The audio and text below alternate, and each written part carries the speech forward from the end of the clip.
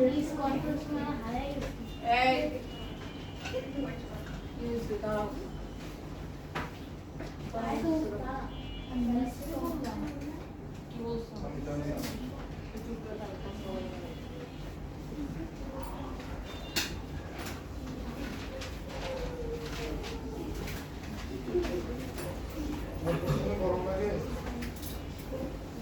sir. Yes, sir.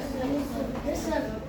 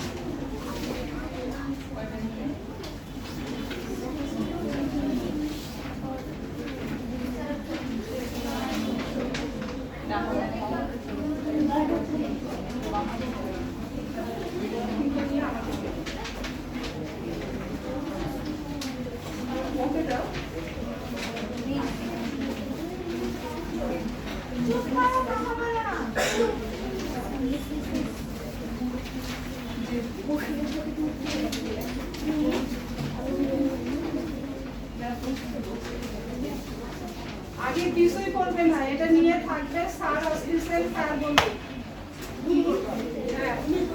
আগেই শুরু করে কেন কিছু করবে না, জাস্ট নিয়ে থাকবে, স্যার আসতেছেন, স্যার বলবে কি করতে হবে, স্যার বলবে।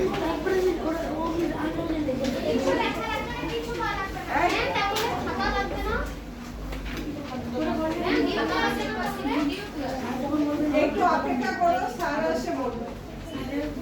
এই সবাই পাই আরে এটা কি এখানে আছে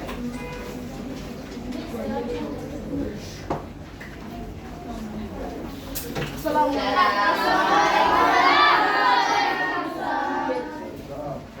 স্যার ভালো আছেন? স্যার আপনি ভালো আছেন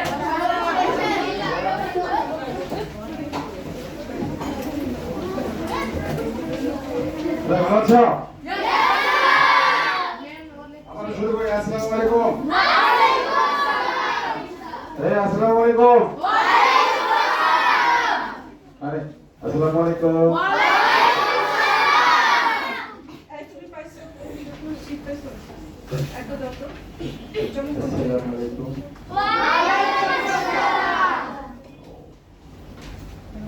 সরকারি পেয়েছেন? সবার মনটা ভালো? সবার শরীরটা ভালো? সবার পেট ভালো? কার কার? স্যার ওর ওকে। স্যার এই যে হাত ধরেছো? পেট ব্যথা? স্যার পেট ব্যথা? স্যার ও কিসে? মাথা ওকে বলতে দাও।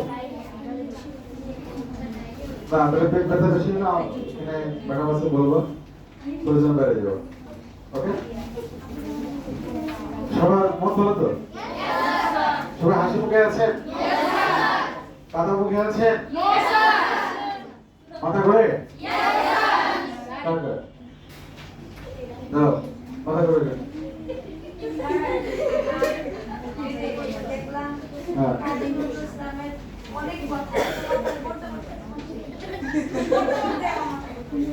তো পড়তে পড়তে মাথা ঘুরলে এটা আমরা ধরে থাকি, মাথা যদি ঘুরে আমরা ধরে থাকি, ঠিক আছে? তোমার মাথা ঘুরে কেন স্যার? পড়তে পড়তে এখন স্টুডেন্ট যদি তার মাথা ঘুরে পড়তে পড়তে, তাহলে স্টুডেন্ট তো তারা সেই ভালো স্টুডেন্ট না। স্টুডেন্ট যদি পড়তে পড়তে মাথা ঘোরে, তাহলে পাশে একজনকে বলবেন, দোস্ত আমার মাথাটা ধরে থাক, মাথাটা ঘোরে। বসেন, মাথা ঘুরে যাবে না।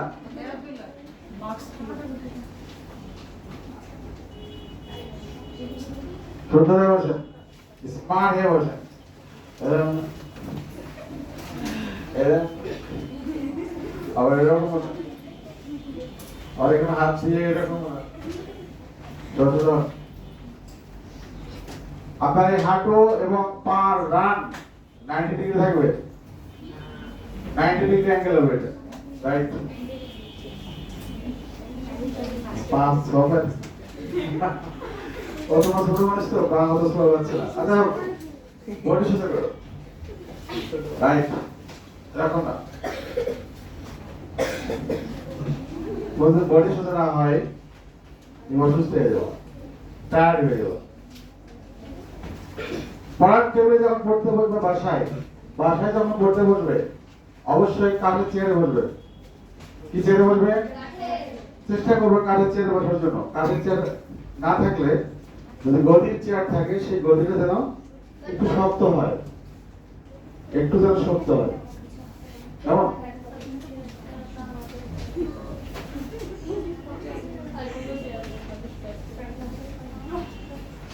একটু যেন শক্ত হয়, বেশি নরম। যেমন ধরো সোফা সেটের গদি কিন্তু নরম, সেরকম সোফা সেটের মতো গদির চেয়ারে বসবেন না। এক, যে চেয়ারে হেলানিটা অনেক বেশি। আহ কি আরাম! আপুকের পর এসে থেকে আমার ছেলে ঘুমাই গেছে, মেয়ে ঘুমাই গেছে, এরকম নয়। যদি বেশি হেলানি হয়, তাহলে এখানে বালিশ দিবেন। কি দিবেন? বালিশ, কাঠের বালিশ।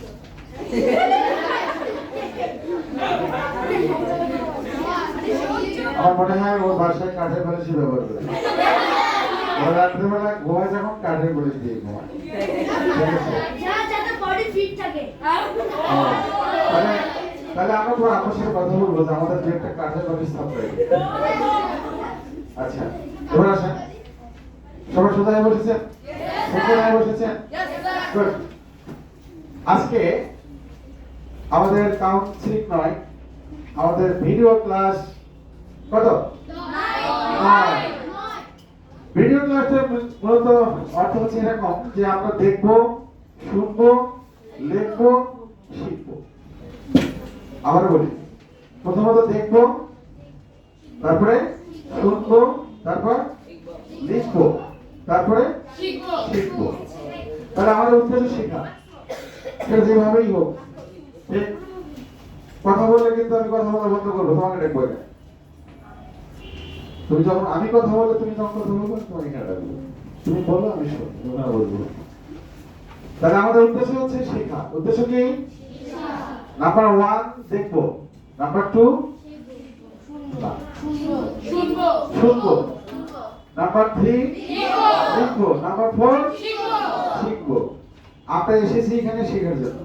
আর এই শিখতে গিয়ে 4 নম্বরটার জন্য 3 নম্বরটা তিনটা প্রয়োজন।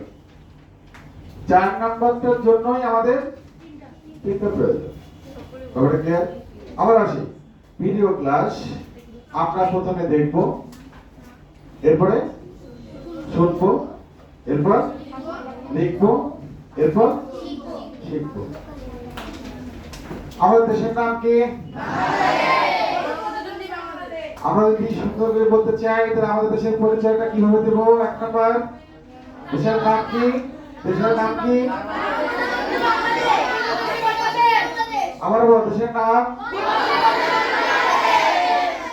The people's republic of Bangladesh. আমাদের দ্বিতীয় পরিচয় আমাদের মানচিত্র, the map of Bangladesh, right? দ্বিতীয় পরিচয় কি? দ্বিতীয় পরিচয় কি ছিল? না না, এটা প্রথম পরিচয় তো গেল আমাদের নাম, দ্বিতীয় পরিচয় আমাদের মানচিত্র, তৃতীয় পরিচয় পতাকা, চতুর্থ পরিচয় কি ছিল? জাতীয় সঙ্গীত, পঞ্চম স্মৃতি সৌধ, ষষ্ঠ নদ-নদী। নদ-নদী ছিল, বুঝে গেছেন? নদ-নদী বা চা বাগান এরকম কিছু ছিল বলে, ঠিক? নদ-নদী। ষষ্ঠ ছিল দ্বীপ, বাংলাদেশের অনেকগুলো বিখ্যাত দ্বীপ। সপ্তম ছিল আমাদের সমুদ্র সৈকত। সোনালী ফসল গেল কই? এটা কিসে ছিল? কত নম্বরে ছিল বলে গেছি? 8 নম্বরে? না, সোনালী ফসল 8 নম্বর ছিল না, সোনালী ফসল ছিল 6 নম্বরে কি 7 নম্বরে? আর 8 নম্বর লাস্ট ক্লাসে ছিল আমাদের কি? ম্যানগ্রোভ। আমাদের দেশে নয়, সারা বিশ্বে একমাত্র বৃহৎ ম্যানগ্রোভ। তার নাম কি? আমরা ম্যানগ্রোভ বলতে কি বুঝি? লবণাক্ত পানিতে। কারণ আমাদের বাসায় যে গাছগুলি আছে, ফুলের টবে ফুল গাছ যেগুলো আছে, সেই গাছে যদি তুমি লবণ পানি মিশিয়ে ঢেলে দাও, গাছটি মারা যাবে। গাছটি মারা যাবে। তেমনি লবণাক্ত পানি, সমুদ্রে যারা গিয়েছো তারা জানো যে সমুদ্রের পানি যদি 1 গ্লাস পানি তুমি খাইতে পারো তাহলে তুমি অসুস্থ হয়ে যাবে, এত লবণ। যে কারণে সমুদ্রে যারা জার্নি করে তারা পানি নিয়ে যায়, সমুদ্রের পানি খাওয়া যায় না, এত লবণ। আর সেই লবণাক্ত পানিতে যে গাছগুলি জন্মগ্রহণ করে, সেই গাছগুলি জন্মগ্রহণ করে বিধায় এই সকল গাছগুলিকে একসাথে আমরা বলি ম্যানগ্রোভ। সুন্দরবনে আমাদের বৃহৎ সুন্দরবনের নামকরণ করা হয়েছে কিসের জন্য? সুন্দরী গাছের জন্য। আর সুন্দরবনকে আমরা আর কি নামে ডাকি? ম্যানগ্রোভ বন। এবং এই ম্যানগ্রোভ বন পৃথিবীর একমাত্র বৃহৎ ম্যানগ্রোভ বনের নাম কি?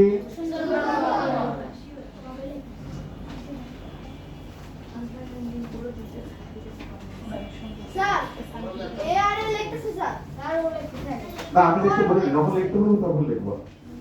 এবার আসেন, আমরা আজকে অষ্টম নয় নবম ক্লাসে পা দিলাম।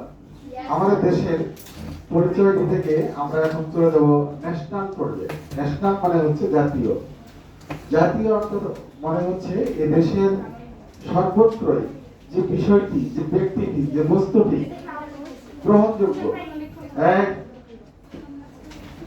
ন্যাশনাল হচ্ছে আমাদের 64 ডিস্ট্রিক্টস, আমাদের 64টি জেলা। কয়টি জেলা?